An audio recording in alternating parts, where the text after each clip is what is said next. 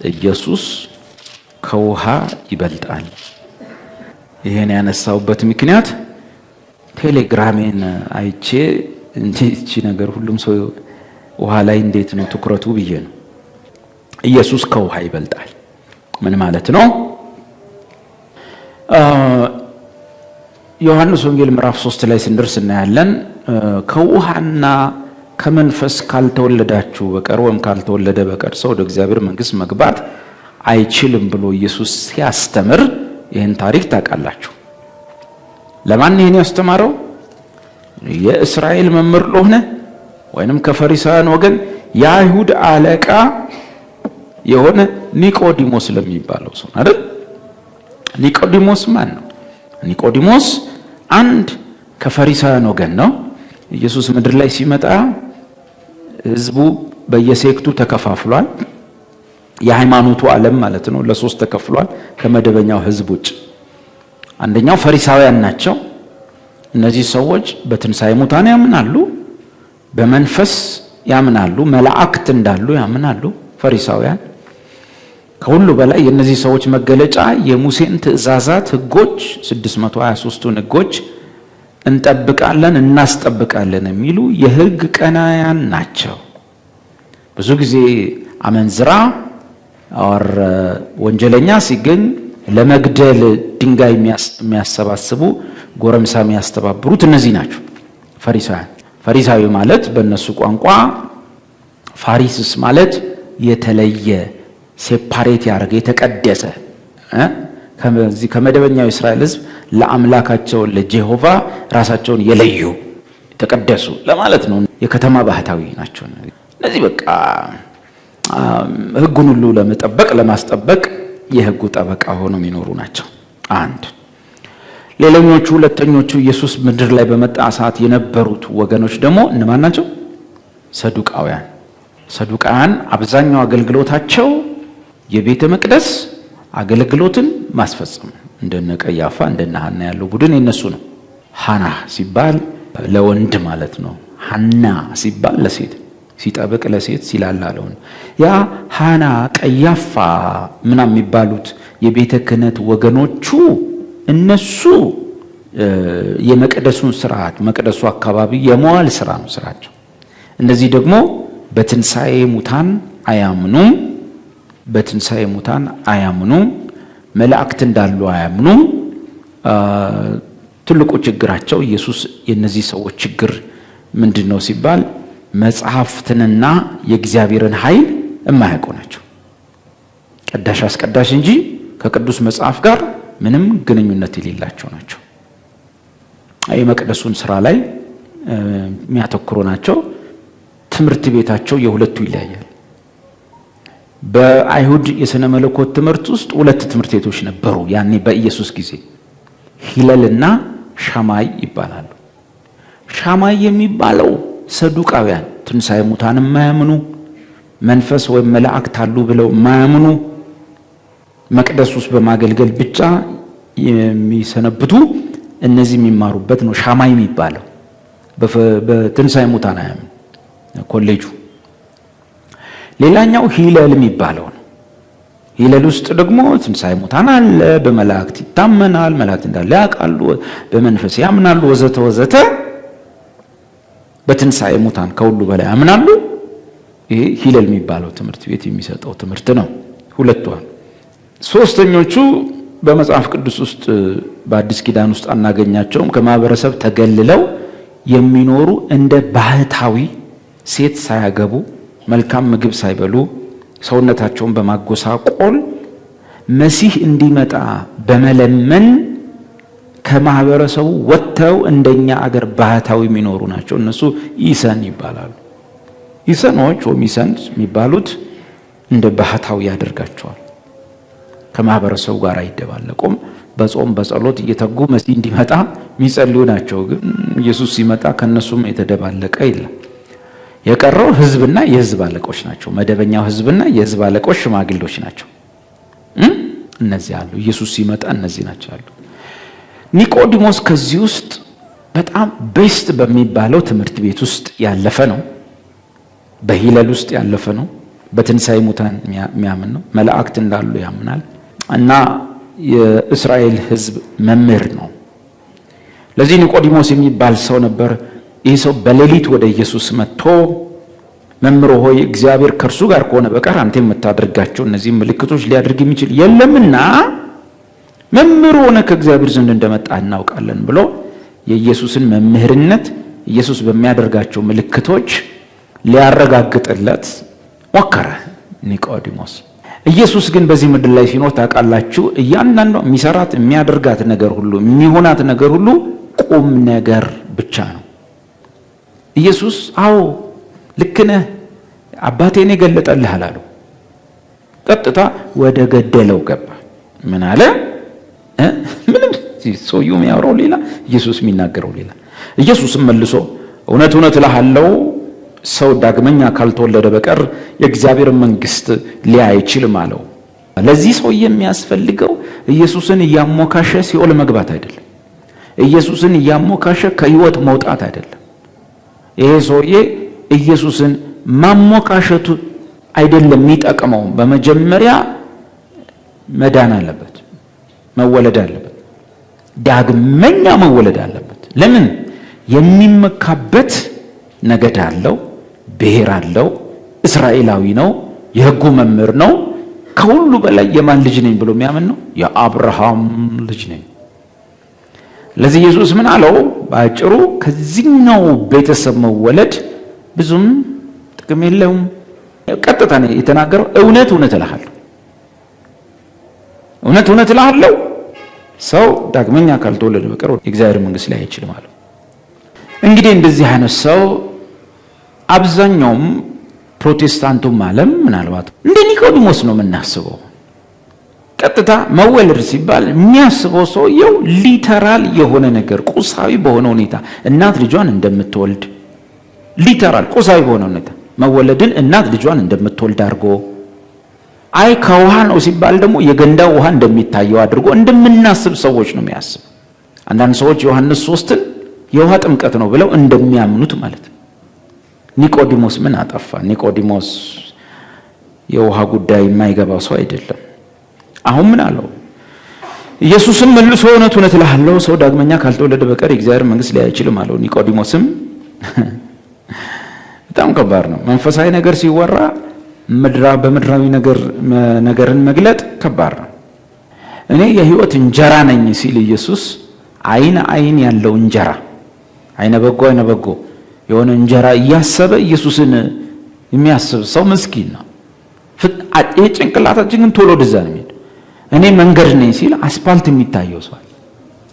ለዚህ ኢየሱስ ምን ብሎ ነው ሐዋርያቱን የተናገረው? ከእርሾ ተጠበቁ ሲላቸው ሁሉም ፌስታላቸው ምናምን መፈለግ ጀመሩ። እርሾ ይዛል እንዴ? እርሾ በሆነ ነገር እርሾ ይዛል። እርሾ ኢየሱስ ምን አለ? እስከ መቼ ነው እኔ ስለ እርሾ አይደለም ማወራ እና እርሾ ተጠንቀቋል አልከን?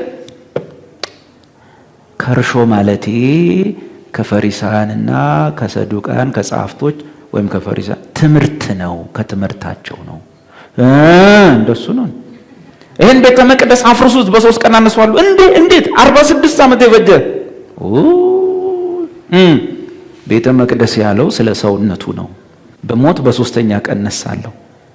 ወንጌላትን ኢየሱስ መንፈሳዊ ነገር ስለሚያወራ መንፈሳዊ ነገሮችን እየፈለግን ካልሄድን ውሃን በውሃ መንገድን በአስፓልት እንጀራን በአይነ በጎ እየመሰልከው ከሄድክ ነገር ይጠፋብሃል። ለብዙ ዓመት እየተሳስተ እንደዛ መስሎ ቁጭ ትላለህ። ዮሐንስ 6 ሕይወት እንጀራ ሲላቸው እንዴት ነው ምን በላዋል? የሕይወት እንጀራ ስጋዬ ነውና ኑና ስጋዬን ካልበላችሁ በራሳችሁ ሕይወት የላችሁም። ምንድን ያሉት? እግዚኦ አሉ። ምክንያቱም በአይሁድ ደም አይጠጣም። ደም የሚጠጣውን ሰው ፊቴን አከብድበታለሁ፣ ከእስራኤል ማህበር መካከል ለይቼ አጠፋዋለሁ። ኢየሱስ ደሜን ካልጠጣቸዋል ምን አሉ? ምን አይነት የሚያስጨንቅ ነገር! ባጭሩ በዚህ ዘመን ቋንቋ ምን አይነት ሆረር ነገር ነው የሚያወሩ? እንዴት ብሉኝ፣ እንዴት ደሜን ጠጡ፣ ምን አይነት ነው ብለው ኢየሱስ ምን አለ? ቀጥታ ነው ያወራው። ስጋ ለምንም አይጠቅምም። እኔ የተናገርኳችሁ ቃል መንፈስም ነው ሕይወትም ነው። ታዲያ እንዴት ነው? እኛ እኮ አኛኝ መስሎን ደቅ መስሎን እኮ ደንግጠን ነበር። ወደኔ የመጣ ሰው በእኔ የሚያምን ሰው አበላሉና አጠጣጡ እንደዚህ ነው። ባጭሩ ለኃጢአታቸው እንደሞተ ለኃጢአታቸው ደሙ እንዳፈሰሰ ስላመኑ በሉት ጠጡት። እንደዚህ ነበር ኢየሱስ ትምህርት። ለፍጥረታዊ አእምሮ ግን ስንቆይ የለመድነው ነገር እውነት መስሎን ብዙ ስለምንቀመጥ መንፈሳዊ ጠባዩ ርቆን ጠፍቶብን ከብዙ ጊዜ በኋላ እንደዛ መስሎን እናወራና ሰው አውጥቶ ኧረ እንደሱ ቃሉ እኮ የሚለው እንደዚህ ነው አላየም ነው እንዴ? ወይኔ እኔ እኮ 10 ዓመቴ ነው በጌታ እንደዛ ነው ይመስልኝ እንዳንል ኒቆዲሞስ እንዲህ አለ። ሰው ከሸመገለ በኋላ እንዴት ሊወለድ ይችላል? ቀጥታ መወለድ ሲባል ተረግዞ ዱብ መስሎት ሰው ከሸመገለ በኋላ እንዴት ሊወለድ ይችላል? ሁለተኛ ወደ እናቱ ማፀን ገብቶ ይወለድ ዘንድ ይችላል አለው። ኢየሱስም መለሰ እንዲህ ሲል እውነት እልሃለሁ አባቴ አቅም ስጠኝ፣ ሰው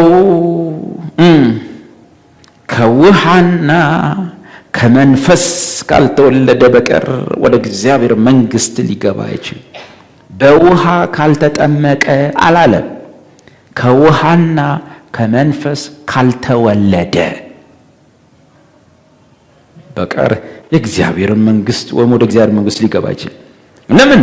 ከስጋ የተወለደ ስጋ ነው፣ ከመንፈስም የተወለደ መንፈስ ነው። ማለት መጀመሪያ የተወለድነው ከስጋ ነው፣ አሁን መንፈስ ቅዱስ ከእግዚአብሔር ይወልደናል አለ። ቁጥር 7 ዳግመኛ ልትወለዱ ያስፈልጋቸዋል ስላልኩ አታርንቅ አለና የተወለደ ሰው እንዴት እንደሚወለድ እንደማናቅ የጥምቀት ውሃማ ስትጠመቁ ሁሉ ይታወቃል። እርጥበቱ፣ ቅዝቃዜው፣ ብርዱ በምትወለድ ቅጽበት ግን እንዴት እንደሚሆን ተናገረ። ምን ብሎ? ነፋስ ወደሚወደው ይነፍሳል፣ ድምፁን ትሰማለህ፣ ነገር ግን ከወዴት እንደመጣ ወዴት እንዲሄድ አታውቅም። ከመንፈስም የተወለደ ሁሉ እንዲሆን እንዴት እንደተወለድን አናውቅም። ግን ንፋስን የምታውቀው በድርጊቱ ነው። ድምፅ ሲያሰማ አዋራውን ሲያነሳ ምናምን ንፋስ አለ ትላለህ። ከወዴት እንደመጣ ወዴት እንደሚሄድ አታውቅም። ልክ ዳግመኛ ስትወለዱም እንዲህ ነው። በምን ቅጽበት ላይ መቼና የት ጋር እንደተወለዳችሁ አታውቁ።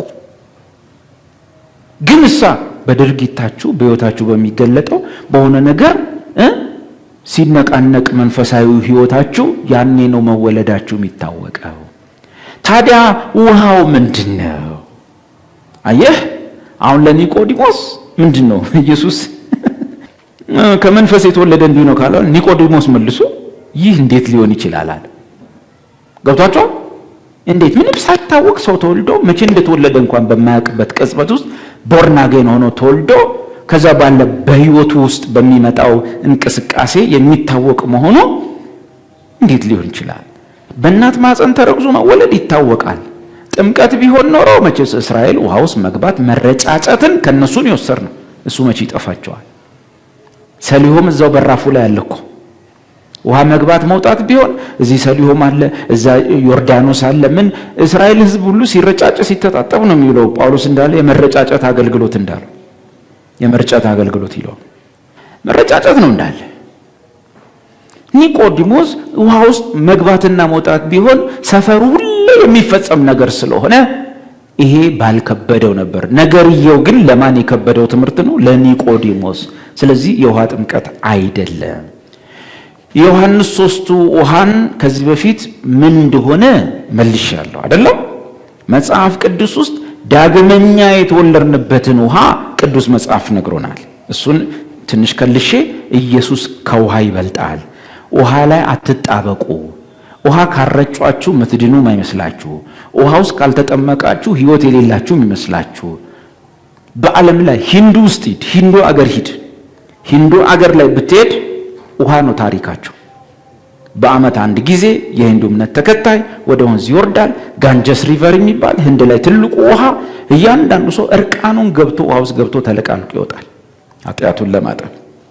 በየስፍራው ሰዎች ውሃ ያጠባል፣ ያነጻል፣ የሆነ ነገር ያደርጋል የሚል እምነት አላቸው። ኢየሱስ ግን ምድር ላይ ሲመጣ እንዲህ አይነት ሰዎች ትኩረት የሰጡትን ነገር ዋጋ ማሳጣት ነው ስራው። ኢየሱስ ያለ እነዚህ የሃይማኖት ድርጊቶች ሪቹዋልስ፣ አንዳንድ ስነ ስርዓቶች ወይም የስነ ስርዓት ወጎች ወይም የሆኑ ባህሎች ያለ እነዚህ ኢየሱስ መስቀል ላይ ሰራው ስራ ያድናል። እግዚአብሔር ሆይ እዚህ ቤት ውስጥ ያሉ ቅዱሳን ከተሰቀለው ኢየሱስ በላይ ወይንም ከተሰቀለው ኢየሱስ አጠገብ ተጨማሪ የጨመሩት ነገር ቢኖር አሳንስባቸው። የተሰቀለው በማመኔ ስለ ኃጢአታችን እንደሞተ እኛን ስለማጽደቅ እንደተነሳ ለምናምን እምነታችን ጽድቅ ሆኖ ይቆጠርልን ዘንድ አለው ያለው የሐዋርያውን ትምህርት የሚያስጥል ኢየሱስ መስቀል ላይ የተሰቀለው ብቻ በቂው አይደለም። ውሃ ውስጥ ተጠምቄ ጌታ እራት ቆርሼ ኳይራ አገልግዬ አስራት ከፍዬ ከፓስተሩ አጠገብ ፎቶ ተነስቼ እነዚህ ሁሉ ተሰብስበው ነው ምድነው የሚለውን እርግማን ጳውሎስ ስለረገመው እርግማን ከቅዱሳን አእምሮ ውስጥ ማሳነስ ነው የአስተማሪ ስራ፣ የቤተ ክርስቲያን አስተማሪ ስራ። ኢየሱስ ክርስቶስ ደህንነትን ለሰው ልጆች የሰጠው ስለ ኃጢአታችን በመሞት እኛን ለማጽደቅ ከሙታን በመነሳቱ ብቻና ብቻ። ታዲያ ዮሐንስ 3 ውሃ ምንድነው? እንግዲህ ለብዙዎቻችሁ ብዙ ደጋግመን ስላስተማርናችሁ ከለስ አድርጌ እሮጣለሁ።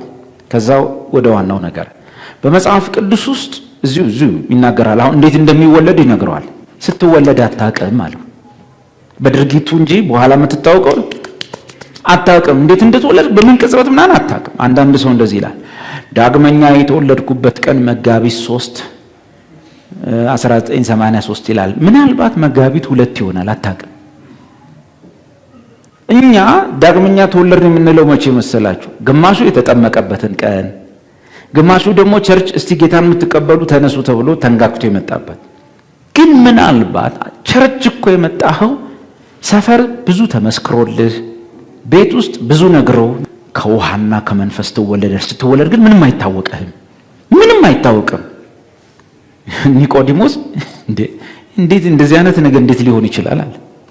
እንዴት ነው እንዲህ ሊሆን የሚችለው? ምንም ሳይታወቅ መወለድ። ኢየሱስም መልሶ እንዲህ አለው፣ ወይኔ አሽሙር ስሙ፣ አንተ የእስራኤል መምህር ስትሆን ይህን አታውቅም? ይህ ዳግም ልደት ትምህርት ለማን ጭምር ከብዶታል? አቤት ለእስራኤሉ መምህር የመጽሐፉ አዋቂ ማለት ነው። ለሱ እንኳን ከብዶታል። አታውቅም? ቀጥሎ መጣ። ምን? ዳግመኛ የሚወለድበትን ነገር ወይም ውሃውን በኋላ ከሌሎች ቅዱሳት መጻሕፍት እናያለን ጀመረለት እንዴት እንደሚወለድ። እውነት እልሃለሁ የምናውቀውን እንናገራለን። ደስ የሚል ነገር እኔ በጣም ሰው ለምሳሌ የማታውቀውን መናገር ጥሩ አይደለም። ማታውቀውን ስትናገር ውሃ ነው ከውሃ ካልተወለዳችሁ ተብሏል እና እዚህ ውስጥ ግብት ብለህ ስትወጣ ውልድ ትላለህ። አለ ወይ ቅዱስ መጽሐፉ 66 ውስጥ ሰው በጥምቀት ውሃ ይወለዳል ወይም በጥምቀት ተወለዱ የሚል የቱ ጋር ነው ያለው? ጥምቀት። ኢየሱስ እንዲህ አለ፣ እውነት እልሃለሁ የምናውቀውን እንናገራለን፣ ያየነውን እንመሰክራለን፣ ምስክራችንን አትቀበሉትም። ምን መንቦራጨቅ ቢሆን ውሃ ውስጥ መግባት ቢሆን ሰሊሆም በደጁ ዮርዳኖስ ጎረቤቱ ነው። እስራኤላዊ ሰው ነው ለኛ ውሃ መረጫጨት ያስረከበን። ሁሉም በየደጃፉ ላይ የድንጋይ ጋን አለ፣ ሲታጠብ ሲፈትግ ነው የሚውለው። ግን ይሄ ሌላ ጉዳይ ነው። ለመምሩም የከበደው ነው። ስትወለድ እንኳን ሰዓቱና ቅጽበቱን አታውቀውም። አንዳንድ ሰው ጌታን እዚህ መጥቶ ተቀበልኩ እጅ ሰጠው ብሎ የገባበት ቀን ዳግመኛ የተወለድኩበት ሰውየው እኮ ቤቱ ተመስክሮለት ቤቱ አምኖ የመጣ ሰው ወይ የሆነ ቀን አውቶቡስ ውስጥ የሆነ ሰው ነግሮት ይሄ ነገር ግን እውነት ነው ማለት ነው፣ እኔ ጴንጤ መሆን ፈርች እንጂ በቃ ልክ ናቸው ያልክ ቀን ያኔ ተወልዳል ወይም ከዛ በፊት ተወልዳል። እሱ ደግሞ ሌላ ነገር ነው። ኢቭን ለማመን እንድትችል ራሱ የተወለድክበት ስርዓት ስለሆነ ነው። ኢየሱስም መልሶ እንዲህ አለው፣ አንተ እስራኤል መምህር ሆነህ አታውቅም። እኛ የምናየውን ግን ምስክርነታችን የሚቀበል የለም። ስለ ምድራዊ ነገር በነገርኳችሁ ጊዜ ካላመናችሁ መዓት በምድራዊ ነገር የሆኑ ነገሮች ሲናገሩ አልገባችሁም። ይሄንን ሰማያዊ ነገርማ እንዴት ይገባል? እውነት ነው። እንጀራን እንጀራ የሚል መንገድ ሲባል መንገድ እያለ የሚሰማ የእስራኤል ጆሮ እንዴት አድርጎ ይሄ ሰማይ ነገር ይገባዋል? ስለ ምድራዊ ነገር በነገራችሁ ጊዜ ካላም ስለ ሰማይ ነገር ብነግራችሁ እንዴት ታምናላችሁ? ኦኬ እስቲ እንዲህ በሉ፣ ኢየሱስ ያወራው በሉ ምድራዊ ነገር አይደለም፣ ቁሳዊ ነገር አይደለም፣ ሰማያዊና መንፈሳዊ ነገር ነው። አሁን ዳግመኛ የሚወልደው ነገር ሊጀመር ሰውየው ይህን ከዚህ በኋላ ያለውን ነገር በጥሞና ከሰማ ዳግም ይወለዳል። ቁጥር 13 ከሰማይም ከወረደው በቀር ልብ በሉ ወደ ሰማይ የወጣ ማንም የለም፣ እርሱም በሰማይ የሚኖረው የሰው ልጅ ነው። ሙሴም በምድረ በዳ እባብን እንደሰቀለ እንዲሁ በእርሱ የሚያምን ሁሉ የዘላለም ሕይወት እንዲኖረው እንጂ በእርሱ ምን የሚል በእርሱ የሚያምን ሁሉ በእርሱ በማን ሙሴ በምድረ በዳ እባብን እንደሰቀለ እንደዚሁ በተሰቀለው። አሁን ያዙልኝ ወይ ደግሞ አንድ ጊዜ እንዲበሉስ የመስቀሉ ቃል በሉ፣ የመስቀሉ ስብከት በሉ። ሙሴ በምድረ በዳ እባብን እንደሰቀለ እንዲሁ በእርሱ የሚያምን ሁሉ የዘላለም ሕይወት እንዲኖረው እንጂ። አሁን ውሃ ውስጥ የገባ የተለቃለቀ የታጠበ አይደለም። ስለ ውሃው ልመጣላችሁ ምን አይነት ውሃ እንደሆነ ዳግመኛ የሚወልደው ውሃ። ሙሴ በምድረ በዳ እባብን እንደሰቀለ እንዲሁ በእርሱ የሚያምን ሁሉ የዘላለም ሕይወት እንዲኖረው እንጂ እንዳይጠፋ የሰው ልጅ ይሰቀል ይገባዋል። ቁጥር 16 በእርሱ የሚያምን ሁሉ የዘላለም ሕይወት እንዲኖረው እንጂ እንዳይጠፋ እግዚአብሔር አንድያ ልጁን እስኪሰጥ ድረስ ዓለሙን እንዲሁ ወዷልና እያለ ይቀጥላል። አሁን ስለምን ሰበከው? ስለ ኢየሱስ ክርስቶስ መሰቀል፣ ለዓለም መሰጠት፣ ስለሱ ሰበከው። ስለምን ነግሮት? ከውሃው መወለድ አለብህ ብሎት ምን ሰበከው? ስለ መስቀል ሰበከው። ሰውየው የገንዳ ውሃ ያውቃል። ስለዛ ሲያስብ ኢየሱስ ሌላ ነገር ነው ብሎታል። ስለዚህ ዳግመኛ የተወለደበትን ውሃውን እንፈልጋለን። መጽሐፍ ቅዱሳችን ውስጥ ምንድነው ብለናል? ሁለት አይነት ውሃዎች አሉ ብለናል አይደል? ሁለት አይነት ውሃዎች አሉ እዚህ ቅዱስ መጽሐፍ ውስጥ። አንደኛው የተገደበ ውሃ የኩሬ ውሃ ብለናል። ልክ ሙሴ በመገናኛው ድንኳን ደጃፍ ላይ የሰራው በሴቶች የነሐስ መስታወት አቅልጦ የሰራው የነሐሱ ኩሬ እንደ ኩሬ ውሃ የተገደበ እንዲህ ዙሪያው የተገደበ እንደ ኩሬ ያለ ውሃ እንደ ሐይቅ እንደ ወንዝ ሳይሆን የተገደበ ውሃ አንድ እሱ አለ መጽሐፍ ቅዱስ ውስጥ ኩሬ ይሏል መጽሐፍ ቅዱስ። ሁለተኛው ደግሞ ወራጅ ወንዝ ነው ብለናል አይደል? ወራጅ ወንዝ ነው የሚሄድ ነው። እሱ ደግሞ ተገድቦ አይቆምም፣ ይሄዳል። እነዚህ ሁለት የውሃ አይነቶች መጽሐፍ ቅዱስ ውስጥ አሉ። ኢየሱስ ከውሃ መወለድ ሲል ከሁለቱ ስለ አንደኛው ውሃ ነው የሚያወራው። ምን ማለት ነው? የኩሬ ውሃ ተብሎ በመጽሐፍ ቅዱስ ውስጥ ወይም የተገደበው ውሃ ተብሎ የተጻፈው በአዲስ ኪዳን ቅዱሳት መጽሐፍ ሲብራራ የእግዚአብሔር ቃል ነው ተብሎ ተጽፏል። የእግዚአብሔር ቃል ያ ድሮ የነበረው የኩሬ ውሃ የነሐሱ መስታወት ውስጥ የነበረው ውሃ ዓላማው ምንድነው ሲባል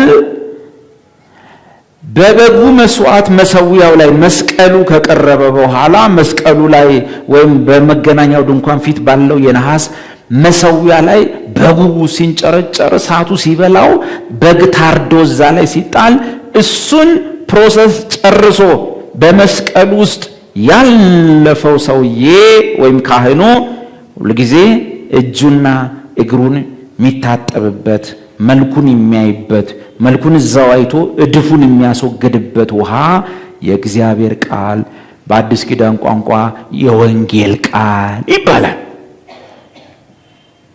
ልክ ያዕቆብ አንድ ሰው የእግዚአብሔርን ቃል አንቦ ቃሉን ወዲያው ከረሳ መልኩን በመስታወት አይቶ ወዲያው እንደረሳ ሰው ነው እንዳለው በሴቶች የነሐስ መስታወት ኩሬውን ስራ ተባለ።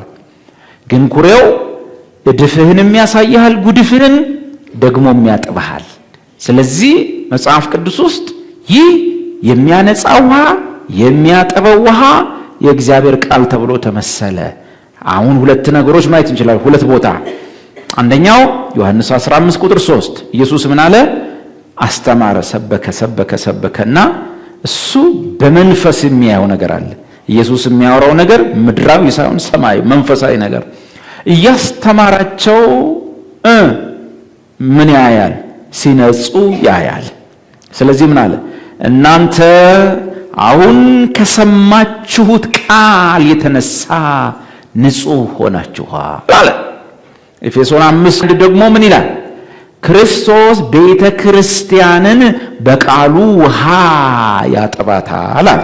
ስለዚህ ይህ የተገደበ ውሃ፣ ሙሉ የሆነ ውሃ፣ የማይጨመርበት የማይቀነስበት ውሃ የእግዚአብሔር ቃል የወንጌል ቃል ወይንም ጳውሎስ ደግሞ ጠበቅ አድርጎ ነው የሚናገረው የመስቀሉ ቃል ይለዋል። አንዱ ውሃ እሱ ነው። ሁለተኛው ውሃ ደግሞ ወራጅ ወንዝ ነው። ወራጅ ነው። መምጫውም አይታወቅም፣ መድረሻውም አይታወቅም፣ ይሄድልሃል። ወራጅ ወንዝ ነው። እሱ ደግሞ ከአብ የወረደው በወልድ የፈሰሰልን መንፈስ ቅዱስ ነው። ዮሐንስ ወንጌል ምዕራፍ 7 ቁጥር 37-38 ኢየሱስ ምን አለ? በእኔ የሚያምን ሰው መጽሐፍ እንዳለ የሕይወት ውሃ ወንዝ ከሆዱ ይፈልቃል አለ። ይህንንም ያለው በእርሱ የሚያምኑቱ ሊቀበሉት ስላላቸው ስለ መንፈስ ቅዱስ ተናገረ። ኢየሱስ ገና አልከበረም ነበርና መንፈስ ገና አልወረደም ነበር ይላል። ይሄ ወራጅ ወንዝ ደግሞ ማን ነው? አቤት የማትገድበው መስመር ማታበጅለት እሱ የሚመራህ እንጂ አንተ የማትመራው ቅዱስ መንፈስ ነው። መንፈስ ቅዱስ ደግሞ መራኝ ብለህ ዝም ብለህ የራስን ምሪት ይዘህ እንዳዘባረቅ ደግሞ የሚቆጣጠረው የእግዚአብሔር ቃል አለ። ሁለት ውሃዎች አሉ፣ ቃሉና መንፈሱ። ለምንድን ነው በአዲስ ኪዳን ውስጥ ስለ ሙላት ሲናገር ስለ ሁለቱ ብቻ ነው የሚያወራው? ምን ብሎ? የእግዚአብሔር ቃል በሙላት ይኖርባችሁ፣ ሌላስ ቦታ መንፈስ ይሙላባችሁ። ሁለቱም ውሃዎች እነዚህ ሲሆኑ አንደኛው ውሃ በቅዱስ መጽሐፍ ውስጥ ሰው ውሃ ሲባል ወዲያው ሰሊሆም፣ ዮርዳኖስ፣ የገንዳ ውሃ፣ የጥምቀት ውሃ ነው የሚታየው። በምንም አይነት ሁኔታ አንድ ሰው 10 ጊዜ ውሃ ውስጥ ከተነው ብናወጣው ዳግመኛ አይወለድም። ዳግመኛ የሚወለድበት ውሃ በዛ ካልተወለደ ሰውየው ስላልተወለደ ኤግዚስት አላደረገም፣ ህልውና ራሱ የለውም። ያልተወለደ ያልመጣን ነገር ማጥመቅ ራሱ አይቻልም።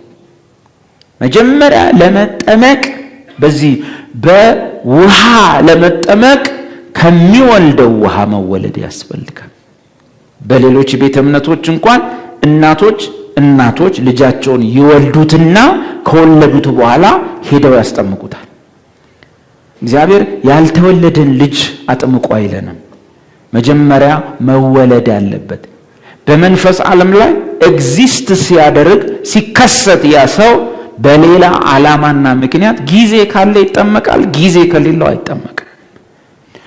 ሰዎች በሚያሳዝኑ ሁኔታ ይሄን ታላቅ ዳግም የሚወልድን ውሃ ቸርች ውስጥ ከምንጠመቅበት የወንዝ ውሃ የገንዳ ውሃ ጋር ሲያገናኙት መጽሐፍ ቅዱስን ቁጭ ብሎ ተረጋግቶ ለማንበብ ጊዜ ለመስጠት አለመፈለግን ያሳያል።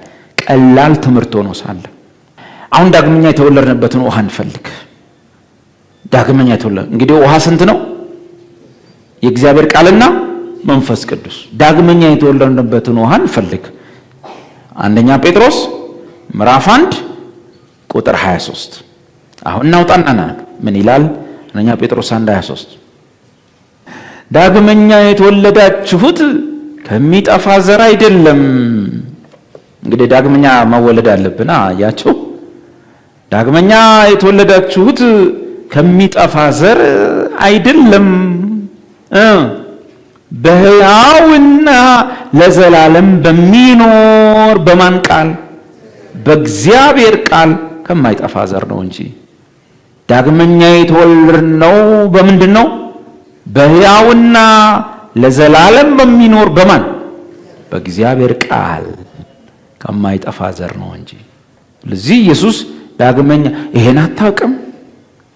አያችሁ፣ በምን ቅጽበት እንደተወለድን ማናውቀው። ጥምቀትማ ቀኑን እናስታውሳለን፣ ጽፈንም እንይዘዋለን፣ ፎቶ ሁሉ ነው የምንነሳው። ኢየሱስ ግን ዳግመኛ ስትወለድ ልክ ነፋስ ከየት መጥቶ ወዴት እንደሄደ እንደማይታወቅ ሁሉ አንተም ስትወለድ በምን ቅጽበት እንዴትና በምን ሁኔታ እንደተወለድክ አታውቅም። ለምን?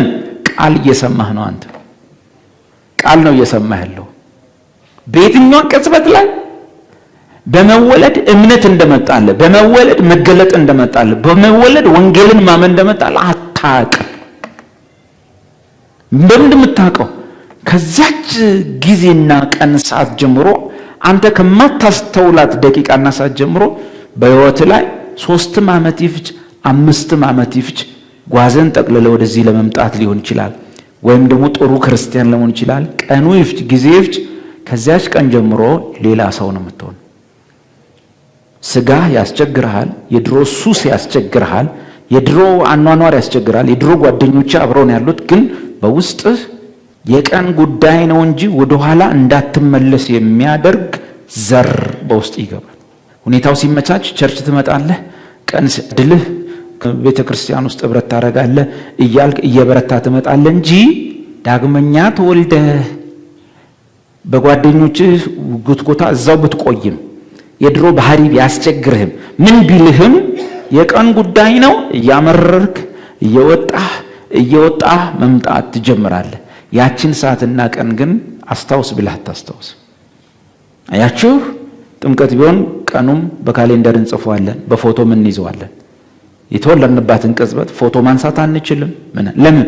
ዳግመኛ የተወለድነው ሰንበዲ ወይም ሰዎች ሲሰብኩ ሲናገሩ ሰማን፣ ኦር አነበብን፣ ኦር ተመለከትን። እንደ ሉተር የወደቀች ቁራጭ ወረቀት የመጽሐፍ ቅዱስ ቅዳጅ አንቦ ነው ህይወቱ የተቀየረው። የእግዚአብሔር ቃል ካልመጣ ሰው አይወለድም። ሌላ ጥቅስ ያዕቆብ 1:18 ለፍጥረቱ የበኩራት አይነት እንድንሆን በእውነት ቃል አስቦ ምን አደረገን? ወለደን። በምን ቃል? በእውነት ቃል አስቦ ወለደን። አሁን ያዕቆብ የእውነት ቃል ይለዋል፣ ጴጥሮስ ደግሞ ምን ይለዋል? ሁሉም በየራሳቸው ጠርተውታል። ሁሉም የእግዚአብሔር ቃል ወይም የወንጌል ቃል። ያዕቆብ እውነት ቃል። ለምሳሌ እዚህ ጋር እንደዚህ ብዬ ብሰብክ እዚህ ውስጥ በጌታ ያደለ ሰው እዚህ ውስጥ ይኖራል። ወገኖቼ እኔ ድሮ ድሃ ነበርኩ፣ መንገድ ላይ ነበር ምተኛው፣ ምበላው የለኝም ነበር። አንድ ቀን መዝሙር ሰምቼ ጴንጤ ቸርች ገባው፣ ጌታን ተቀበልኩ። ዛሬ 3 መኪና አለኝ፣ ግራውንድ ፕላስቶ አለኝ። ጌታን የምትቀበሉ ውጡ ሲል እንዳልኳችሁ የድሃ መንጋ ግር ብሎ ሲወጣ ዳግመኛ አይወለዱ። ዳግመኛ የሚወለደው ሰው በሚያባበሉ ቃላት ሳይሆን በምን ቃል? በእውነት ቃል ነው የሚወለደው። የእውነት ቃል ወይም የመስቀሉ ቃል በድፍረት የሚሰበክ ኃጢአተኛ ነህ፣ ምንም አባበለት ነህ፣ ድሃ ነበርኩኝ መኪና ገዛው እና ምናምን። ይሄ የሌሎች ድርጅቶች ስራ፣ ባንኮች ምኖች የሚሰሩት ስራ፣ በሌላ እንደዚህ አይነት ቀስቃሽ ስራዎች። የወንጌል ስራ የመስቀሉ ቃል ኢየሱስ ለሰው ልጆች ብር ሊያከፋፍል የሞተበት ሳይሆን ስለ ኃጢአት የሞተበት። ስለዚህ ኤቭሪባዲ ኃጢአት ሰርተሃል፣ ሰርተናል፣ ሰርተሻል። ከኛ መሃል ምንም ጻድቅ ሰው የለም። ሁለተኛው የዚህ የኃጢአታችን ደሞዝ ደግሞ የዘላለም ሞት ነው። ሶስተኛ የምስራች ኃጢአትህንና ዕዳውን ኢየሱስ ክርስቶስ ከፍሎታል፣ ጨርሶታል።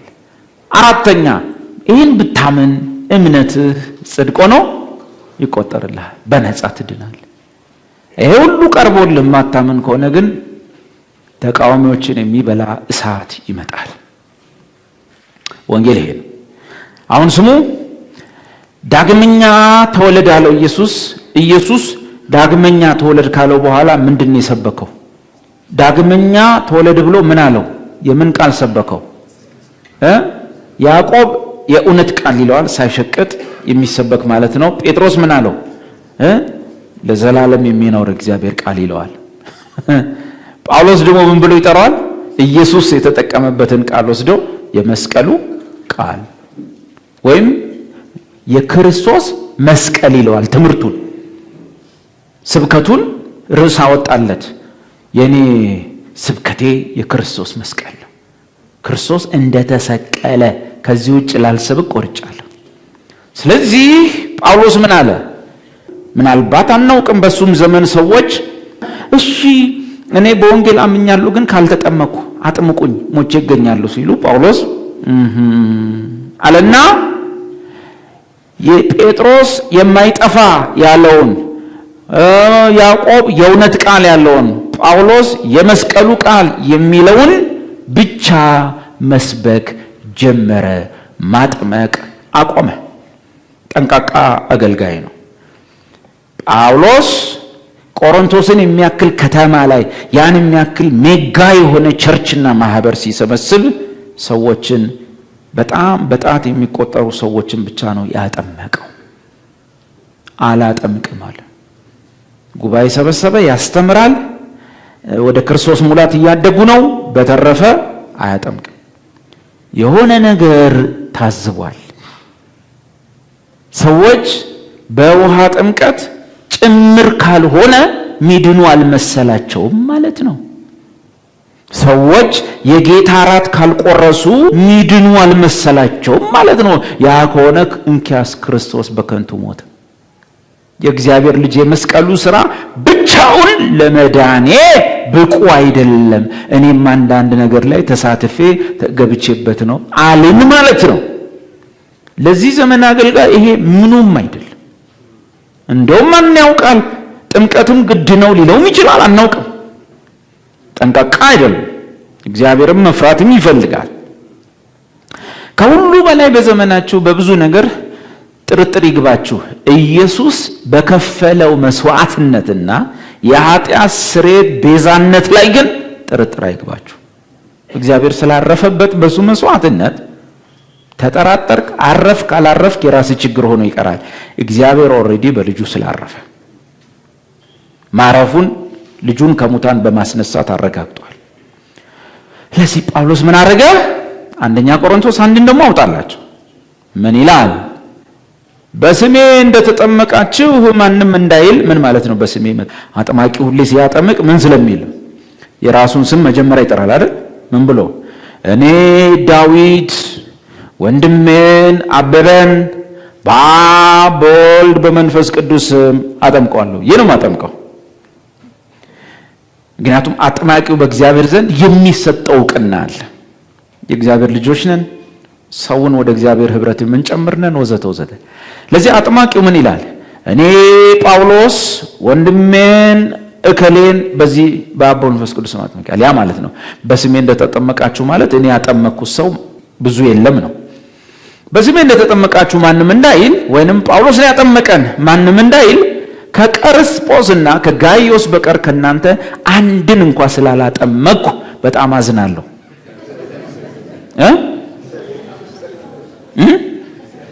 እግዚአብሔርን አመሰግናለሁ። ስላላጠመቅኩኝ ማናችሁንም እግዚአብሔርን አመሰግናለሁ።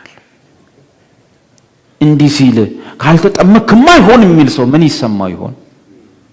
እንዲህ ጥምቀትማ ግዴታ ነው መስቀል ላይ ያቀረበው ብቻማ እንጃ የሚል ሰው ምን ያህል መጠንቀቅ አለበት?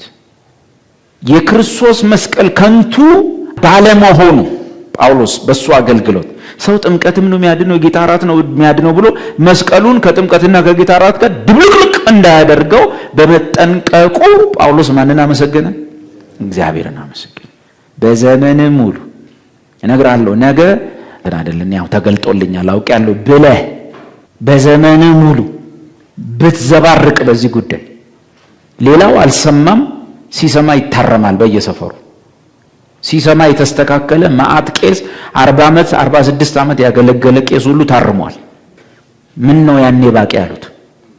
ያሞኔ እዚህ ያለ ሰው የኢየሱስ ክርስቶስ የመስቀሉ ስራ የቤዞቱ ስራ የደሙ መፍሰስ እና ትንሣኤ ብቻውን ለኃጢአት ስርየትና ለጽድቅ ማረጋገጫ ከበቂ በላይ ነው ብለህ እማታምን ከሆነ ባታወራ ጥሩ ነው። ኢየሱስ የምናውቀውን ነው የምናወራው እንዳለ የምታውቀውን ብታወራ ጥሩ ነው። ዝም ብሎ ወንጌልን እየደፈጠጡ እየተፈላሰፉ መሄድ ዋጋ ያስከፍላል።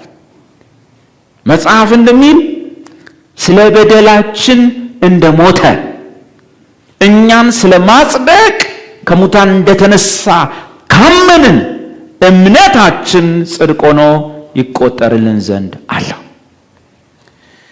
ሕጉ የሚሰራበት ቢኖር ይጸድቃል ይላልና ማለት በእጁ በእግሩ የሚሰራ የሚለፋ በእግሩ ወደ ኢየሩሳሌም በእጁ ለድሃ የሚረዳ ምናምን። እኛ የምንሰብከው ቃል ግን የእምነት ቃል ስለሆነ በልብህና በአፍ ላይ ሆኖ ቅርብ ሆኖልሃል። የሚዳነው ሰውነትን ውሃ ውስጥ አስገብተ ጌታ እራት ቆርሰ እጅና እግር ሁሉ ተሳትፎ ከሆነ የምትድንበት ቃል ሲሆን የእምነት ቃል ሲሆን ልብህና አፍ ላይ ሆኖ ቀርቦልሃል። እግዚአብሔር ኢየሱስን ከሙታን እንዳስነሳው በልብ ብታምን ትድናለህ። ጌታ እንደሆነ በአፍ ብትመሰክር ትጸድቃለህ። ለዚህ ጳውሎስ ምን አለ? ከነዚህ ሰዎች በቀር አንድ ስንኳ ስላላጠመቅኩ ጉዳችሁ ፈላ አለ ነው። እግዚአብሔርን አመሰግናለሁ። ለምንድን ያመሰገነው ጳውሎስ? ተጠንቅቆ በማገልገሉ ለምን አመሰገነ? ቀጥለው የእስጢፋኖስንም ቤተሰቦች ደግሞ አጥምቄ ያለው ጨምሬ ሌላ አጥምቄ እንደሆነ አላውቅም። ምንድነው እንደዚህ ስራ ጥምቀትን የሚያክል ስራ እንዴት ነው ጳውሎስ እንትናንም አጥምቄ ያለው እኔ ከዛ ወዲህ ግን ማስታወሰው የለም። እንደ እያንዳንዱን እያፈንክ ነው እንጂ ውሃ ውስጥ መክተት ይሄማ ከሆነ ካልተጠመቀ አይድንም ወይ የሆነ ነገር ብለህ እያሰብክ ነው ግድ እያልከው ያለው ማለት። እሺ ቀጥለው ለምንድን ነው ይሄ ሰው እንደሚጠነቀቀው? ጭራሽ ምን አለ? ያበጠው ይፈንዳል።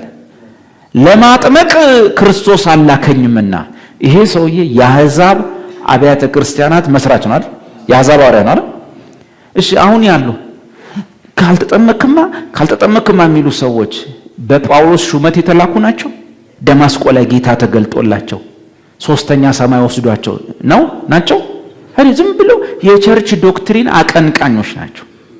ዋነኛው የአሕዛብ ሐዋርያ በአሕዛብና በነገስታት ፊት ብርሃን እንድትሆን ሾሜሃለሁ የተባለው ሰውዬ ምን አለ ነው? እኔ አበበ ምን አለ? የሆነ ቄስ እንዲህ አለ፣ ፓስተሩ እንዲህ አለ፣ ፕሬስቢቴሪያን እንዲህ አለ፣ ባፕቲስት እንዲህ አለ። እሱ የራሳቸው ጉዳይ። ለማጥመቅ ምን አላለኝም? ያን የሚያክል ሐዋርያ እንኳን እኔ ለማጥመቅ ክርስቶስ አላከኝ። ለምንድን ነው እንደዚህ የሚለው ሰውዬ? ጥምቀት አስፈላጊ የሆነባቸው ትምህርቶች አሉት የራሱ፣ በጊዜውና በሰዓቱ እናነሳቸዋለን። ታዲያ ለምንድን ነው እዚህ ጋር ደህንነት ጋር በተመለከተ ግን እኔ እንዳጠምቅ አልተላኩ? መዳን መንግስቱን የዘላለም ሕይወት መውረስ ጋር በተመለከተ ግን አጥምቅ ተብዬ ነው ያልተላኩ። ለምን? ወንጌልን ለሰብክ እንጂ። ኦ ማይ ጋድ! ወንጌል ምንድን ነው? አቤት! ሮሜ ላይ ወንጌል የእግዚአብሔር ኃይል ለምን? ለማዳን። የሚያድነው የወንጌሉ ቃል የመስቀሉ ቃል ሕያውና ለዘላለም የሚኖር ቃል የእውነት ቃል እሱን ልሰብክ እንጂ። ምን ማለት ነው? ጥምቀትን በግድ ብትጨምርበት ምን ይሆናል? የጌታ እራትም የግድ ካልገባ ብትልስ እንደኛ ጳውሎስ ምን አለበት ሲባል የክርስቶስ መስቀል ከንቱ እንዳይሆን በቃል ጥበብ አይደለም እያባበልን እያሞካሸን ምን ሰብከው ወንጌል በእርግጥ ምናምን እንንተናም ጥምቀት ይላል ብሎ የለም። መስቀሉ ከንቱ መሆን የለበት።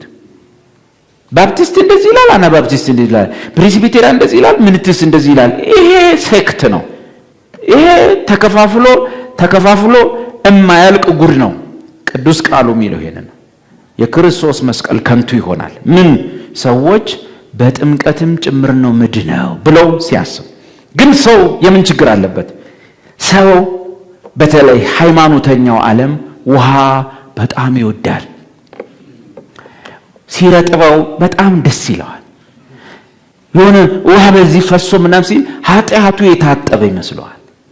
ሃይማኖተኛው ዓለም በውሃ ፍቅር የተያዘ። ኢየሱስ ክርስቶስ እዚህ ምድር ላይ ሲመጣ ሃይማኖቶች ያተኮሩበትን የመርጨት ስርዓት ዕብራውያን መጽሐፍ ላይ የመተጣጠብ ስርዓት ጳውሎስ ራሱ ምናል እነዚህ ሁሉ የመርጨትና የመተጣጠብ ስርዓቶች ናቸው።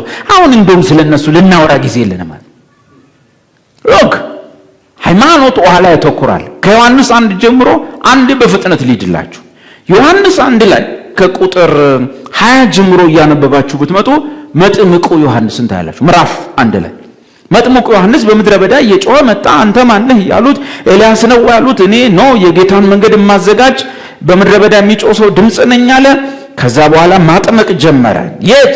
ቁጥር 28 ላይ ይህ ነገር ዮሐንስ ያጠምቅበት በነበረ ውሃን ያዙልኝ ዮሐንስ ያጠምቅበት በነበረው በዮርዳኖስ ማዶ በቢታንያ ሆነ። ዮሐንስ በውሃ ያጠምቅልሃል በውሃ። ከዛ ማቴዎስ 3 ላይ እንደምናነብ በዙሪያው ካሉ የእስራኤል ምድር አገሮች አውራጃዎች ሁሉ ሰዎች ዝና እየሰሙ ወደ ውሃው ይጎርፋሉ።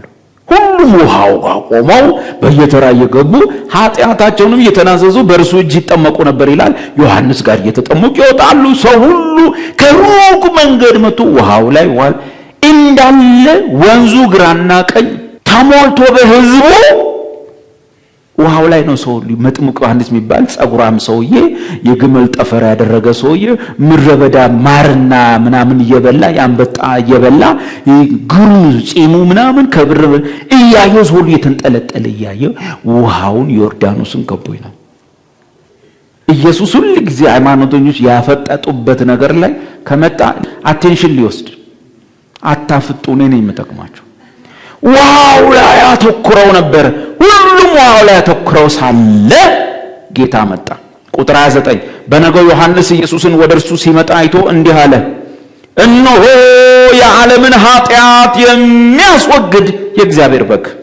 ሎክ ሰው ሁሉ ማቴዎስ 3 ላይ ምን ይላል? ኃጢአታቸውን እየተናዘዙ በዮሐንስ እጅ ይጠመቁ ነበረ። ምን አስበው ኃጢአታቸውን እየተናዘዙ በዮሐንስ እጅ ይጠመቁ ነው። ምን አስበው? አቤት ኃጢአታቸውን በዮርዳኖስ ወንዝ ሊታጠቡት፣ ሊያቀሉት፣ ሊለቃለቁት። በዛ ላይ ከጫካ የወጣ ባህታዊ ነው የሚያጠምቀው። ውጤታማ የኃጢአት መወገድ ነው የሚሆነው። እንዲህ አይነት በረሃኛ ሲያጠምቅ ግር ያረ ከበረሃ የወጣ እንዳጥማቅ ያላሉ ብሎ ሰውና ውሃው ተከቦ የዛ ሰሞን ዜና ወሬ ውሃው ዮርዳኖስ አጥማቂው ጥምቀት እና የኃጢአት መወገድ። በዚህ መሃል ሰው እንዲልቡን በጣለበት ውሃ መሃል ኢየሱስ ከሕዝቡ መካከል ብቅ። ያን ጊዜ ዮሐንስ መገለጥ መጣለትና ስሙ፣ ውሃ ላይ ላፈጠጣችሁ፣ ውሃ ያጠባል ያነጻል ላላችሁ፣ ውሃ ጥምቀት ምናምን ያስተሰርይልኛል ላላችሁ ሰዎች ኃጢአትን የሚያስወግድ H2O ወተር ወይም ዮርዳኖስ እንኳን ኃጢአትን አያጥም። ፐርሰን ነው ኃጢአትን ያጥም። መጣዛ ውሃው አጠገብ ኢየሱስ ውሃ አጠገብ መጣ ማለት በቃ ውሃው ጉዱ ፈላ። በዛ መሃል ተገለጠለት። ዋናው አጥማቂው ያ ባህታዊው ያ ከበረሃ የወጣው ያ ጠፍር ቆዳ በቆዳ ለብሶ የሚያጠምቀው ሰውዬ ራሱ ተናገረ። እነሆ የዓለምን ኃጢአት የሚያስወግድ እግዚአብሔር ነው። ባጭሩ እንዴት ነው? ውሃ ያነጻል፣ ያጥባል፣ ያስወግዳል ካል ተበላ። H2O ወተር። አንዱ ሰባኪዎች ሁሉ እንግሊዘኛ እየጠቀሱ ሲያወሩ ጫንቆት እዚህ ጋር ውሃ ይላል፣ በእንግሊዘኛው ዋተር ይለዋል። ማን ከማን ያንሳል? እኔውስ ውሃ ምን ሆነ? ውሃው አያጥብም የዓለምን ምን ማለት ነው? ለምን ዮሐንስ ይህን መናገር አስፈለገው? ሰው ሁሉ ኃጢአቱን እየተናዘዘ ሲጠመቅ ምን እየጠበቀ ነው? በውሃው ከኃጢአቱ ሊቀልልለት ማን መጣ? ኢየሱስ። ምን ተባለ? ባጭሩን ታውቃለህ? ዮርዳኖስ እኔ ማጠምቀው ጥምቀት እንኳን ከሌ እንኳን ወንጌላዊ እንኳን ፓስተር መጥምቅ ኢየሱስን ያጠመቀው ሰውዬ ቢያጠምቅ ዮርዳኖስ ኃጢአት አያጥብም። የዮሐንስ ጥምቀት እንኳን በደል አያስወግድም። ፐርሰን ነው የሚያስወግደው። የዓለምን ኃጢአት የሚያስወግድ የእግዚአብሔር በግ። ለምን በግ አለው ቦታ ላይ የመስቀሉ ቃል የመታረድ ወንጌል ደሙ ነው የሚፈሰው። መስቀሉ ላይ ነው ደህንነት ያለው። እንዲህ የሆነልህ ምዕራፍ 2 መጣ። ሰው ይወዳል። ምዕራፍ 2 ገና ሲጀምር ብሎ እንደምታውቃለህ በሶስተኛው ቀን በገሊላ ቃና ሰርግ ነበር። ኢየሱስ እናት በዚያ ነበረች። ኢየሱስ ደቀ መዛሙርቱም ወደ ሰርጉ ታደሙ።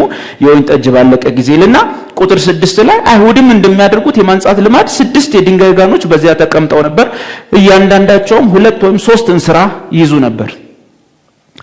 ምዕራፍ 2ም ላይ ምንድን የምታገኘው? በየደጃፋቸው ላይ ስንት የድንጋይ ጋን አለ? 3 እንስራ ውሃ የሚይዝ አላቸው። 3 ጊዜ 6 ስንት ነው? ባጭሩ 18 ባልዲ ውሃ የሚይዝ ጋን በራፋቸው ላይ አለ። አይሁዳን ገበያ ሄደው ሲመጡ በሱ ይታጠባሉ። ሰው ጠይቀው ሲመጡ በሱ። ታሪክ እንደሚነግረን እጃቸው ደም እስኪሰርብ ይፈትጉት ነበር ይላል። ቀይ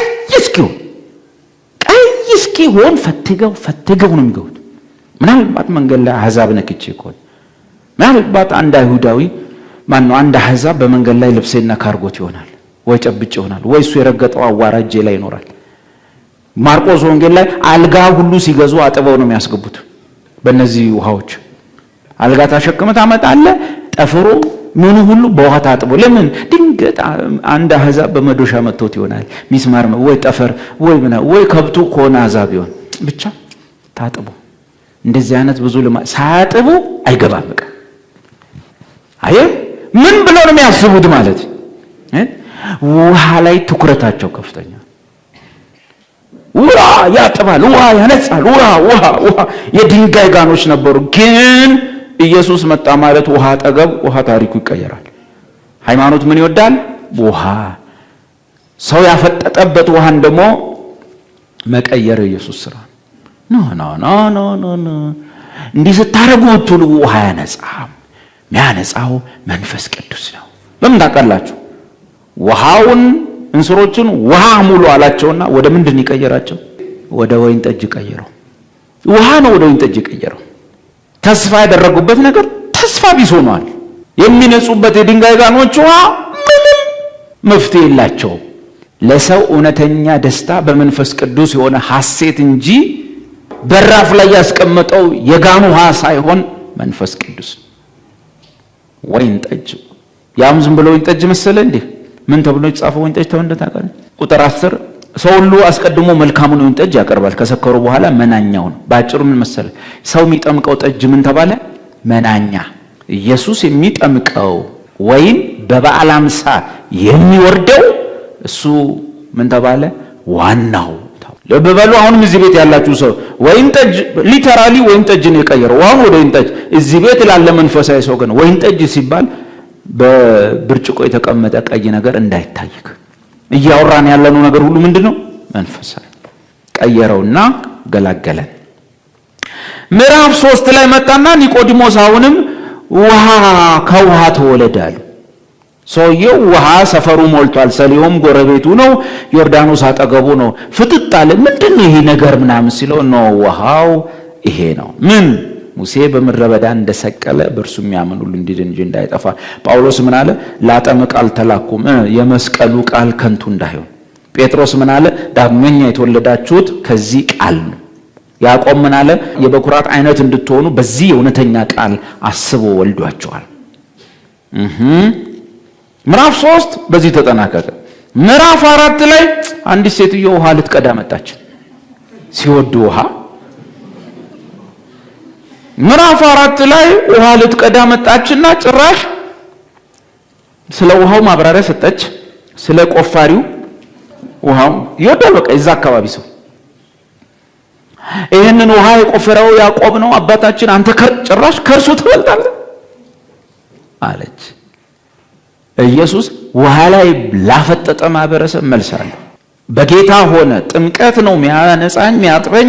ከዛ ደግሞ ቸርች ውስጥ ደግሞ ከዛስ ዝም ስትባሉ ደግሞ ጭራሽ በሃይላንድ ውሃ መከፋፈል ጀመራችሁ፣ እየጸለያችሁ መሸጥ ጀመራችሁ። እዚሁ ጎረቤት ያለ ቦታ ለአገልጋዮች ደሞዝ ምን ከፍለው የለም። አሁን ሃይላንዱ ተጸልዮበታል፣ ፓስተር እየጸለያል፣ ሃይላንድ ትገዛላችሁ። የአንዱ ሃይላንድ ዋጋ መነሻው እንደዚህ ነው፣ መድረሻው እንደዚህ ነው።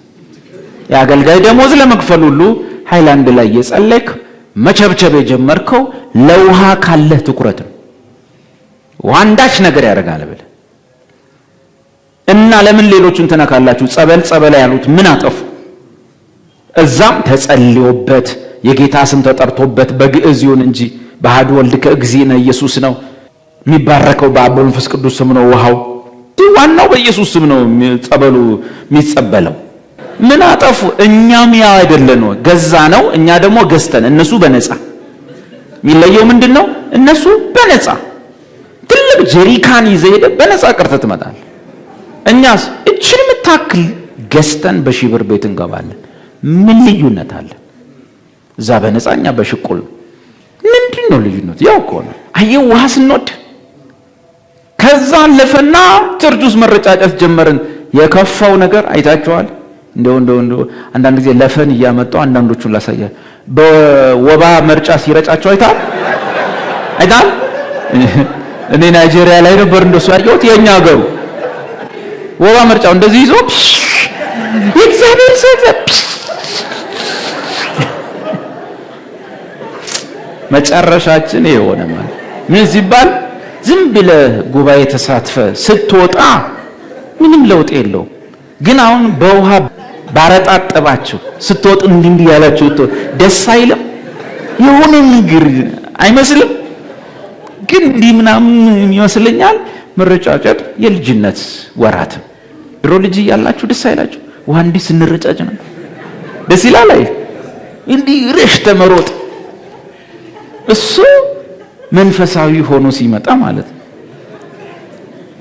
ልጅነት መንፈሳዊ ሆኖ ሲመጣ እዚህ መረጫጨቱ ይቀጥላል።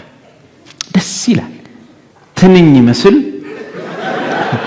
እየተረጨበት አለኝ እሱ። ቆይ እኔ እኮ አጠራቀማለሁ ክፋቴ። አንድ ቀን እንደዚህ ያደረገ ይረጫል ሰው በዚህ በኩል የወባ መርጫው። ያኮ እንዳረጉን ነው የምንሆነው። ምስኪን ነን ሆነ። የእግዚአብሔር ቃል ከሌለ መጫወቻ ነው። እቺም ሴትዮ ውሃው ያዕቆብ የኛ ውሃ ከዚህ ውሃ ምናምን አባታችን ያዕቆብ ያለ ኢየሱስ ውሃ ጠገብ ከተገኘ ውሃን ዝቅ ማድረግ ስራው። ከዛ ምን አላት? ቁጥር 13 ኢየሱስም መልሶ አቤት ውሃን እንደኔ ነው ዝጭ የሚያደርገው፣ እኔ ከሱ ተመሬ። ውሃ ለምትሉ ዝጭ የማደርገው ከሱ ተመሬ። ኢየሱስም መልሶ ከዚህ ውሃ የሚጠጣ ሁሉ እንደገና ይጠማል። ለዚህ ነው የሚቀጥለውን ፕሮግራም ላይ የምትረጫጩት፣ የሚቀጥለውም ትገዛላችሁ። እዚሁ ጎረቤቴ ለወንጌላውያን ለአስተማሪዎች ደሞዝ ምን ከፍለው አጣን ግዙ ተብሎ መጨረሻ 100 ብር ቢባል ሰው ደግሞ ነቅቷል መሰለኝ ግግም። ሰዎቹ ማልቀስ ነው የቀራቸው። ኧረ እባካችሁ እንደማለት ቢባል መጨረሻ እሺ በዋናው ግዙ ተባለ። ቢያንስ ባንከስር ሁሉ ስቃውስ ምን ከተተ። እሺ ምን አለ? ዘጭ ሲያደርገው ጥምቀት ብላ መረጫጨት ምኑ ነው መስቀሉ ላይ የተሰራው ምንም ትንሳኤው ኃይሉ አይታወቅም። አደጋ ውስጥ ነን። እኔ ከምሰጠው ውሃ ከዚህ ውሃ የሚጠጣ ሁሉ እንደገና ይጠማል። እኔ ከምሰጠው ውሃ የሚጠጣ ሁሉ ግን ለዘላለም አይጠማም። ታንክ ዩ ጂሰስ። እኔ የምሰጠው ውሃ በእርሱ ውስጥ፣ እኔ ውስጥ፣ አንቺ ውስጥ፣ አንተ ውስጥ፣ በእርሱ ውስጥ ለዘላለም ሕይወት የሚፈልቁ ለዘላለም ሕይወት የሚፈልቅ የውሃ ምንጭ ይሆናል። እስቲ ከዚህ በኋላ በሉ አልጠፋም። ያ እሱ ማለት ነው አለመጥፋት ማለት። ለዘላለም ሕይወት የሚፈልቅ የውሃ ምንጭ ይሆናል። ይሄ ምንጭ በሉ የሃይላንድ ውሃ አይደለም። ለዘላለም ሕይወት የሚፈልቅ በሉ የውሃ ምንጭ ሆኛለሁ በሉ። እዲያ ዝጋው ይለኛል የባለቤቴ እናት። አሳልፎ ሌባ ይላሉ ቴሌቪዥን ውስጥ ሰንበዲ ይመጣል። ይሄን ውሃ ምናምን ለካ እኔና እሷ ደግሞ ስለምንከለክል እንደዚህ አይነት ነገር ውሸት እንደሆነ ስለምንነገር በጎን አስገዝተዋል። ጌታን ስለሚወዱ 1000 ብር ልከው አስገዙና መጣው ቢረጩት የለም ምንም ይድንም የለም ይፈወስም የለም። አሁን እሱ ሰውዬ ቻናል እልፍ ሲል ሲመጣ አሳልፎ ይሄ ሌባ አሳልፎ ሌባ ነው። ወደዚህ ነው መድኃኔ ዓለም የተባረካችሁ ናችሁላችሁ። የተባረካችሁ ናችሁ። ክብርህን አወክም አላወክም ራስ እንደተራሰው ቁጥርም እሱ ያንተ ችግር ሆኖ ሳለ በውስጥ ያለው ዳይናማይት በውስጥ ያለው ፓወር ላሳይ። ኢየሱስ እኔ ከምሰጠው ውሃ የሚጠጣ ሁሉ ግን አንዴ ሲጠጣው ምን ይሆናል? ከዛ በኋላ በእርሱ ውስጥ ለዘላለም ሕይወት የሚፈልቅ ውሃ ምንጭ ይሆናል። አሰይ እንኳን ክርስቲያን። እሺ በሃይማኖት ቦታዎች በሉ ተጸልዮበት ከሚሰጠው ውሃ የሚበልጥ ለዘላለም ሕይወት የሚፈልቅ ምንጭ ሆኛለሁ። በዚህ እንደዚህ አይነት ምንጭ አርጎ እግዚአብሔር ሳለ ሰው በሃይላንድ ውሃ እየጸለየ የሚሸውድ ከሆነ የራስ ጉዳይ። እኔ እጄን ታጥቤያለሁ። ስራችሁ ያውጣችሁ። ሴትዮዋ ምን አለች? ጌታ ሆይ እንዳልጠማ ውሃ ልቀዳ ወደዚህ እንዳልመጣ ይህን ውሃ ስጠኝ። ሰው ችግሩ ውሃ ሲባል አሁን ምንድነው? ይሄኛው ውሃ አሁንም በበርሜል እንዲሰጣት ነው የፈለገችው፣ ወይ ጸልዮ በሃይላንድ ዕቃ እንዲሰጣት ነው የፈለገችው። ወገኖቼ በእናንተ ውስጥ ያለው ውሃ በዓለም ላይ ከተጸለየበት የትኛውም ውሃ በላይ ነው። እግዚአብሔር ሆይ ከኛ ውሃ በላይ ውሃ አለ ብለን በተጃጃልንበት ነገር ይቅርታ አድርግልን። እኔም ተጃጅዬ ስለነበር አንድ ቀን እኔማ ከናይጄሪያ ነው ያስመጣውልክ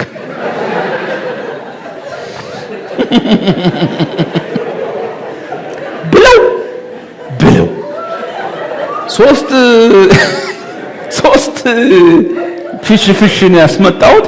አንዷን ለራሴ ቤት አስቀምጬ ሁለቷን ይቅር የኔ ጌታ ጎሽ የኔ አስተማሪ በደንብ አድርገን ያስተማርከኝ በፕራክቲስ ከናይጄሪያ ከቲቢ ጆሹዋ እኮ ነው ያስመጣው። ቲቢ ጆሹዋ 3 መጥቶልኝ ከዛ በኋላ መጥቷልና ምናምን ብዬ እንደ ቀልድ ሳወራ የዛን ቀን ግቢ ውስጥ በሰው አይጠለቀለቀም። እዛ ቸርች እኛ ቸርች አትሂዱ የተባለ የቀረው ሁሉ መጣ።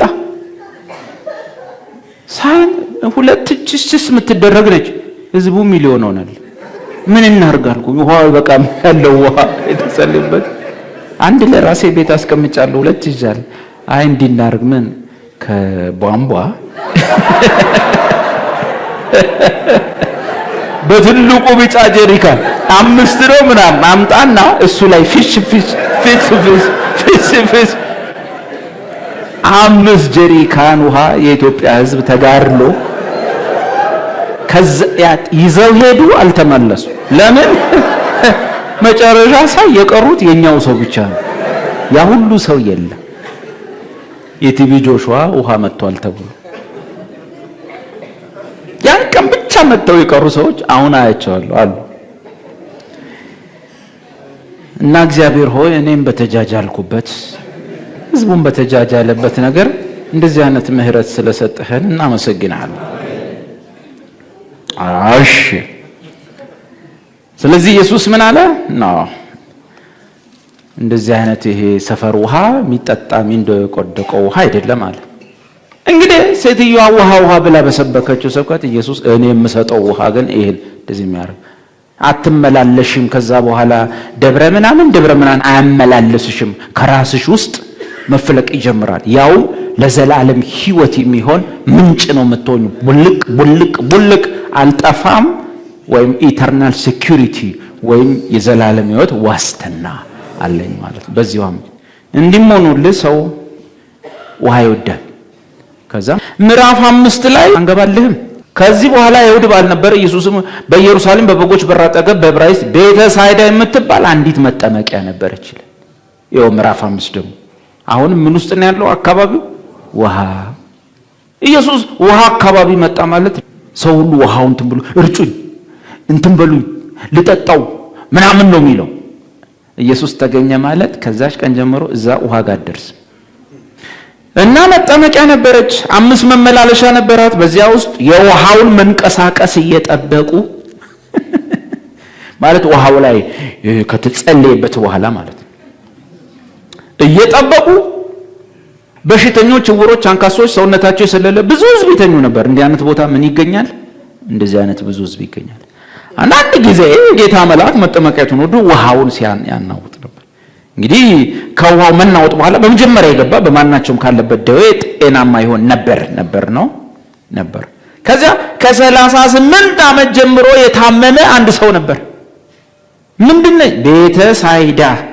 ቤተ ሳይዳ ምን ማለት ነው? የምህረት ቤት። ባጭሩ ቤተ ሳይዳ ኢንተርናሽናል ቸርች። ስሙ ደስ ይላል እና ውሃ ነው ግን የሚጠበቀው። ቁጭ ተብሎ እንደሚጠበቀው ውሃ። ኢየሱስ መጣ ማለት ውሃ ታሪኩ ሊያበቃ። ሰውየውን ኢየሱስ ምን አለው? ልትድን ትወዳለህ አለው። ደዌም ጌታው ውሃው በተናወጠ ጊዜ ውሃ ከባድ ነው። በመጠመቂያይቱ ውስጥ የሚያኖረኝ አቤት መጠመቅ የለምና፣ ነገር ግን እኔ ስመጣ ሳለሁ ሌላው ቀድሞኝ ይወርዳል ብሎ መለሰለት። ኢየሱስ ተነሳና አልጋን ተሸክመ ሄዳል። እግዚአብሔር ሆይ እንደዚህ ይሁንብን፣ እንደዚህ ይሁንልን። የሆነ ነገር ውስጥ ውሃ ምናምን ባልነበት ነገር ፐርሰን የሆነውን ኢየሱስን አሳየን። የሃይማኖት መልክ ባለበት ስፍራ ሁሉ ወይም ሃይማኖት በሚመስል ቦታ ሁሉ ኢየሱስን በቁሙ አሳየን። እሱ ከች ይበል እዛ ጋር በሊናችን ውስጥ መጥቶ እዚህ ጋር ድንቅር ይበልና ይከልላል። እግዚአብሔር ሆይ ልጅህን ብቻ አሳየን፣ ኢየሱስን ብቻ አሳየን፣ በእርሱ ያዘን፣ በእርሱ ጠመደን። ከዛ በኋላ ምዕራፍ 5 ላይ መጣና የውሃውን ጉድ ከንቱ አደረገው። አልጋን ተሸክመ ሄዳለው። ያም በሰንበት ቀን ውሃሉ እንዴት ተፈወሰ? እንዴት በሰንበት ቀን ምናምን አሉ። ከውሃ የበለጠው እኮ ፈዋሽ ይዛል። አለቀ። እሺ የሚፈውሰኝ በሉ። ቤተሳይዳው ጋር የቆመው መሲህ እንጂ ውሃው አይደለም። ውሃው አለምት እንዲህ ሆኖ ሰው አልገባ ሲለው ምንድን ነው ይሄ ውሃ ለዘላለም ሕይወት አይሆንም ብል፣ ይሄ ውሃ ለፈውስ አይሆንም ብል፣ ይሄ ውሃ ለልደት አይሆንም ብል፣ ይሄ ውሃ ለመንጻት አይሆንም ብል፣ ይሄ ውሃ ኃጢአት አያስወግድም ብል ሰው ውሃ ነው የሚለዋልና ምዕራፍ 6 ላይ ኢየሱስ በውሃው ላይ እየተራመደ ሄደ። ደቀደቀው፣ በቃ ታች አደረገው ማለት ውሃ የምትሉ በእግሩ እኮ ሄደበት ይሰማል። ውሃ እኩል ስታረጉት ኢየሱስ እላዩ ላይ ሄደበት። ለማጥመቅ ክርስቶስ አላከኝም፣ ወንጌልን ልሰብክ እንጂ። በውሃ መንፈስ የተያዘ ማናቸውም ሰው በኢየሱስ ስም ማሪን ስፒሪት ይባላል። የውሃ መንፈስ የለቀቀ ይሁን። ማሪን ስፒሪት በኢየሱስ ስም የተመታ ይሁን። የውሃ መንፈስ የተመታ ይሁን። ውሃ የሚሸጥ መንፈስ የተመታ ይሁን። ውሃ የሚገዛ መንፈስ የተመታ ይሁን። ውሃው ላይ የሄደው ይታይክ። ውሃው ላይ የሄደው ነው እንጀራ ያበረከተው። እዚሁ ላይ ውሃው ላይ የተራመደው ነው ቅድም የዓለምን ኃጢአት የሚያስወግድ የተባለው። ውሃው ላይ የደቀደቀው ነው እሱ ያማያነጻ ውሃ ይዘው መንፈስ ቅዱስ ነው የሚያነጻ ያላቸው። ውሃው ላይ የተራመደው ማንነት ፐርሰን እሱ ነው ዳግመኛ የሚወልደውን ውሃ የመስቀሉን ቃል ተሰቅሎ ይሰበከን። ያው በውሃው ላይ የሄደው ጌታ ነው። የመንፈስ ጥማቷን ያላረካላት ያዕቆብን ውሃ እኔ ከምሰጠው ግን ብትጠጪ ለዘላለም ትረኪያለሽ ያላት እሱ ነው። ይሄን ስንት ዓመት ሙሉ እዛ ተኝቶ የነበረ የቤተሳይዳ ምርኮኛ ሽባ ሰው ተነሳና አልጋን ተሸከመ ሄድ ያለው ውሃው አጠገብ መጥቶ ያስነሳው ፐርሰን ነው፣ ኢየሱስ ክርስቶስ ነው። መጨረሻም እንደምታዩት ኢየሱስ በውሃ ላይ እየተራመደ እነ ጴጥሮስ አዩት። እየፈለጉት ቁርስ ለመድገም እንደ ትላንት ዳቦ አብዝቶ በአሳ በምን አድርጎ አብልቷቸው ነበር። በጠዋት ሲፈልጉት የለም። መምሮ ስንፈልግ እየጠፍተነው አሉ። ሲያገኙት የፈለጋችሁኝ እኔን አይደለም ፈለጋችሁኝ እንጀራ ስለጠገባችሁ ነው። እንዲህ ይህን ስብከት ነው የምትወዱት።